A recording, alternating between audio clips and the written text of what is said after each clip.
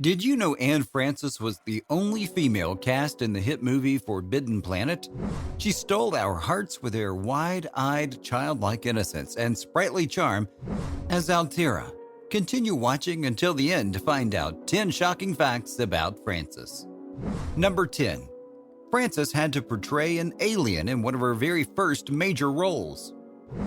One of Frances' first ever roles in films was as the alien teenage daughter of Dr. Morbius, played by actor Walter Pidgeon. Here, Frances acted as an innocent teenager that had never before seen a man, right until a group of human astronauts, which were led by Commander John J. Adams, appeared on her planet. Even though Frances never exclaimed that she was astonished by this male figure, she sure expressed it with her dazzling eyes. One of the best parts in the film was when she got to learn all about the relationship between a man and a woman and the fact they both kissed. Even though this alien teenager was warned by her father to avoid Earthlings, she continued to do the opposite to discover more about these enchanting men. Number 9. Her facial mole helped her a lot in landing roles. What made the casting crew give this young girl a chance in the first place was her appearance. The little mole next to her mouth complemented her facial features and made it easier for her to be accepted in films and theatrical performances. Her tall 5'8" figure and her curvaceous physique were also a big plus for her. Her appearance helped her the most for being cast in her first films back in the 1950s. These opportunities would properly launch her successful career and even find her identity in the industry. The actress was born on September 16, 1930, in Ossining, New York. Even though her family was not a part of the entertainment business in any way, Frances got involved with it when she was young. It all happened when a friend of her family advised Frances's mother that she was the perfect fit to become a child model. So her mother took Frances to one of the best child model agencies in New York City. Number 8. She was randomly picked to appear on TV. When Frances talked about how she became a part of the whole entertainment business back in 1997, she said that it was completely random. She was 6 years old at the time and was sitting in the outer office of a modeling agency along with her mother and other little girls who were applying. A man by the name of Mr. Powers came into the office, took a look around, and pointed toward Frances, saying, "I'll take that one." This was just the start of Frances's long career in show business. Number 7. Frances was only 11 when she was offered to perform on Broadway. After modeling for some time, the young girl went off to perform on a radio show and later got accepted on Broadway when she was 11. Her most famous performance there was when she portrayed Anne Bracken opposite actor Danny Kaye and Gertrude Lawrence in the 1941 Kurt Weill musical called Lady in the Dark. This performance was later followed by many other soap operas in the following year. Frances then managed to sign a contract with MGM, but the studio would refuse to give her any important roles at first. She would get 3 small roles in MGM films until she was given the chance to appear in the film called So Young, So Bad, which was produced by the United Artists Production.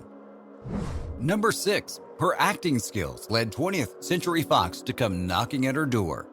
The way Frances acted in So Young, So Bad was so impressive that she caught the attention of Daryl F. Zanuck, who was the studio boss of 20th Century Fox. Zanuck saw her potential and signed her a contract. Frances would head off to appear in 5 other films she made for Fox, including the 1951 film called Elopement and another called Dreamboat, which was released just 1 year later. Her roles in these films were mostly of a teenage girl or family daughter. The studio then took a leap of faith and gave her the lead role of Lydia and Bailey, released in 1952. Number 5. She struggled to get famous.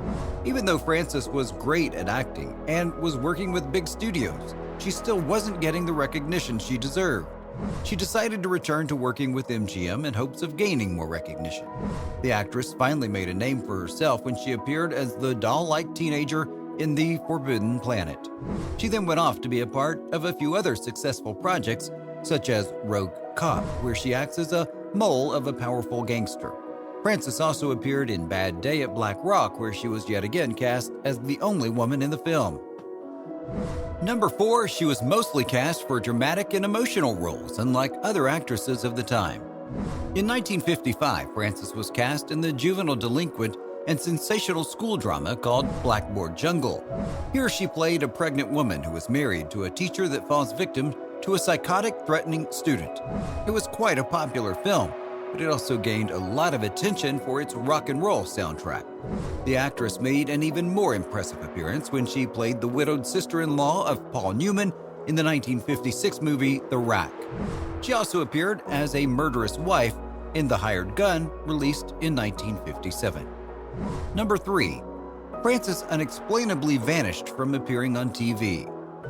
After The Hired Gun, Anne Francis disappeared for many years from show business. She made a return to the big screens when she was still a contract player. At that time, she had a contract with Metro-Goldwyn-Mayer and knew that if she didn't start appearing in films before the contract ended, she might never get hired to act in films again. Since the studio was looking for a new face in a film, she convinced herself to head back to television. Number 2. Playing the role of a prostitute was the thing she was most proud of in her career. After she made a return to the film industry, Frances starred in the 1960s film called Girl of the Night, which was considered a very courageous and gritty movie for that time. In the film, Frances portrayed an elite hooker that was continuously exploited by her pimp and madam. The hooker then reaches a breaking point and finally decides to seek help in a psychotherapy center. Frances claims this was the film she was most proud of being a part of. Frances also revealed that she had a lot of fun shooting it, as it was interesting to get inside the mind of such a character. She then went off to create her TV show called Honey West, where she acted as a charming and independent detective.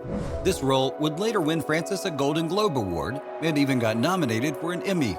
For the next 30 years to come, the actress made numerous guest appearances, where her most memorable appearance was in 4 episodes in the 1980 series called Dallas. Number 1. Her death was painful. In 1982, she wrote and published a book titled Voices from Home, an inner journey, which talked about her belief in psychic phenomena and mysticism. In 2007, Frances sadly found out she had lung cancer. To hopefully heal, she got treatment and had surgery to remove part of her right lung and even underwent chemotherapy. Unfortunately, she passed away 4 years later at the age of 80 due to complications of pancreatic cancer. If you enjoyed this video, make sure to hit the like button and subscribe if you aren't already, and check out the next video in this series.